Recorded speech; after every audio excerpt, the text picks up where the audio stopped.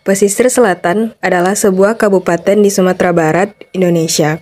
Kabupaten ini memiliki luas wilayah 5.749,89 km persegi dan populasi pada tahun 2021 sebanyak 515.549 jiwa. Ibu kota pesisir selatan berada di Kecamatan Empat Jurai, tepatnya di Painan. Beberapa objek wisata yang ada di pesisir selatan, yaitunya pertama adalah kawasan wisata Mandeh. Kawasan wisata Mandeh merupakan kawasan wisata yang hanya berjarak 56 km dari kota Padang, dengan luas kurang lebih 18.000 hektar, dan waktu tempuh sekitar 56 menit. Kawasan wisata Mandeh melingkupi 7 kampung di 3 negari, yang dihuni oleh 9.931 jiwa penduduk dengan mata pencaharian bertani, berternak, dan nelayan. Objek wisata kawasan Mandeh atau Mandeh Resort sudah dikenal baik tingkat nasional maupun internasional dengan adanya investasi asing dari Italia yang mengembangkan resort wisata yang dikenal dengan Cibadak Paradiso.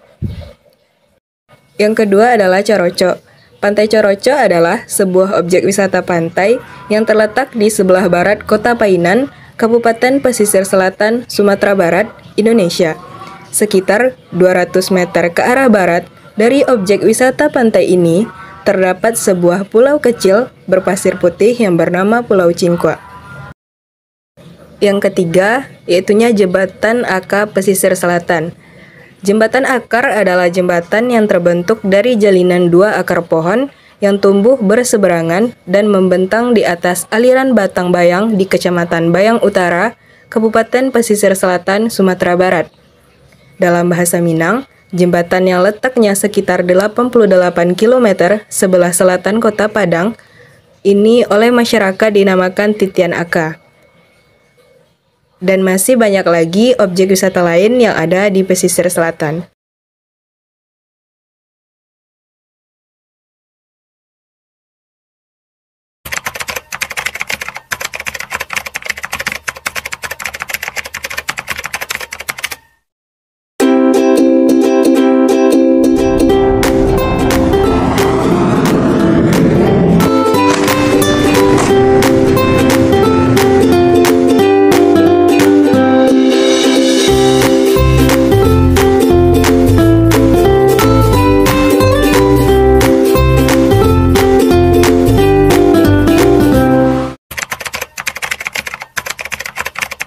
Hello guys, welcome to our journey yang bertemakan potensi gerakan tanah di daerah pesisir selatan. Gerakan tanah kadang disebut sebagai longsor banyak menimbulkan kerugian bagi sekitarnya. Dapat menimbun lahan di bawahnya, namun bisa juga menimbulkan kerugian lebih besar berupa kerusakan bangunan, binatang, dan korban jiwa. Akhir-akhir ini, potensi gerakan tanah makin besar seiring musim hujan yang melanda sebagian besar wilayah Indonesia, terutama Pulau Sumatera. Di pesisir selatan, potensi bahaya ini sangat besar karena kondisi geomorfologi yang berbukit dan bergunung, serta curah hujan yang tinggi pada bulan September hingga Desember mendatang.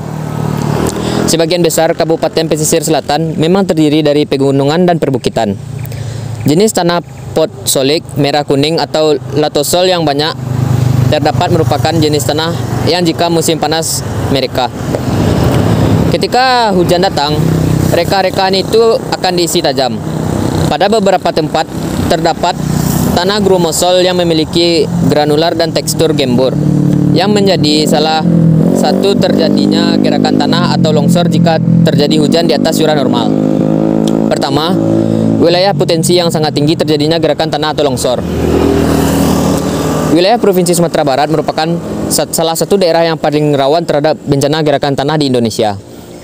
Hal ini terjadi antara lain disebabkan oleh faktor curah hujan yang tinggi, kemiringan lereng yang terjal besar dari 70 atau 100-150%, dan merupakan daerah yang tergolong rawan gerakan tanah atau zona merah.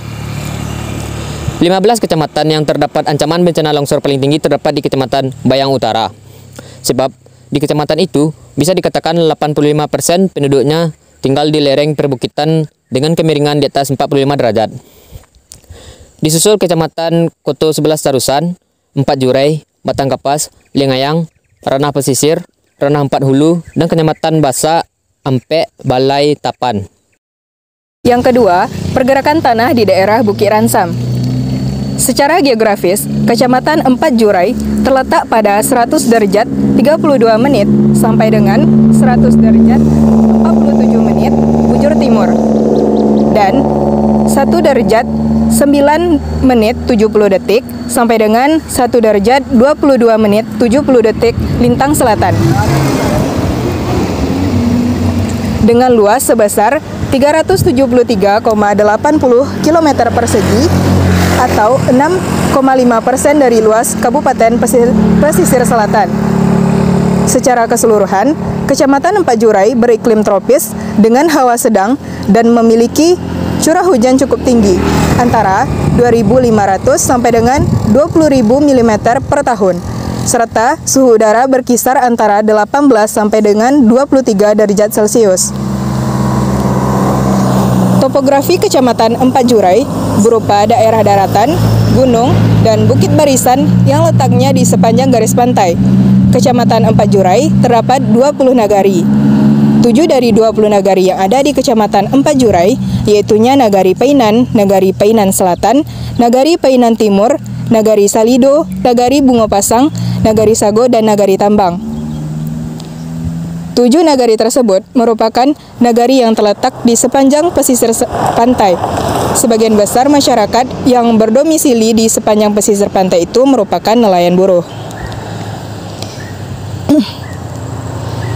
Jenis tanah potsolik merah kuning atau latosol yang banyak terdapat merupakan jenis tanah yang jika musim panas merekah.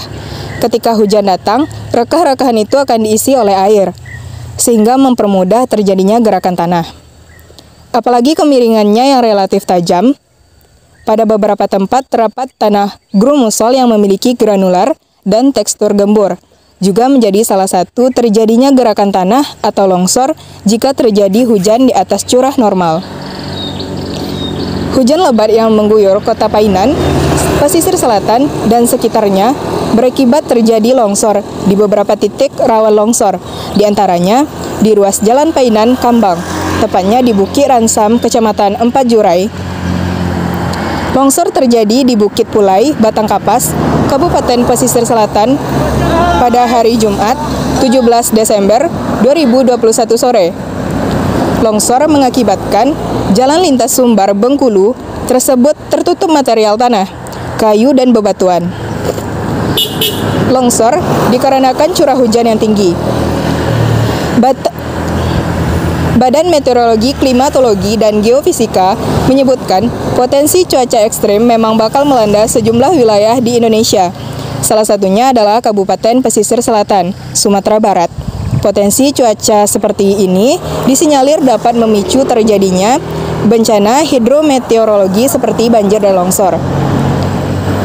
Deputi Bidang Meteorologi Mulyono R. Prabowo mengungkapkan hal tersebut dipicu adanya pusat tekanan rendah di sekitar Samudra Hindia, perairan barat Sumatera. Kemudian adanya sirkulasi di Selat Karimata serta indikasi aktifnya aliran massa udara basah dari Samudra Hindia sebelah barat Sumatera yang masuk ke wilayah Indonesia bagian barat dan tengah. Yang selanjutnya yaitu tanda-tanda awal terjadinya tanah longsor. Yang pertama, munculnya retakan-retakan di lereng yang sejajar dengan arah tebing setelah hujan turun. Yang kedua, air sungai dan air sumur muncul ke permukaan dan berwarna keruh. Yang ketiga, di permukaan tanah muncul mata air baru secara tiba-tiba. Yang keempat, kondisi tebing rapuh dan kerikil mulai berjatuhan. Yang kelima, di sekitar lereng pohon-pohon, tiang-tiang dan rumah-rumah mulai tampak miring. Yang keenam, terjadi perubahan bentuk bangunan rumah, sehingga jendela dan pintu sulit dibuka. Yang ketujuh, terdengar suara gemuruh dari atas lereng disertai dengan getaran pada permukaan tanah. Yang kedelapan, terjadi runtuhan bagian-bagian dari massa tanah atau batuan dalam bentuk besar di permukaan tanah. Selanjutnya itu dampak bagi masyarakat setempat akibat adanya tanah longsor atau pergerakan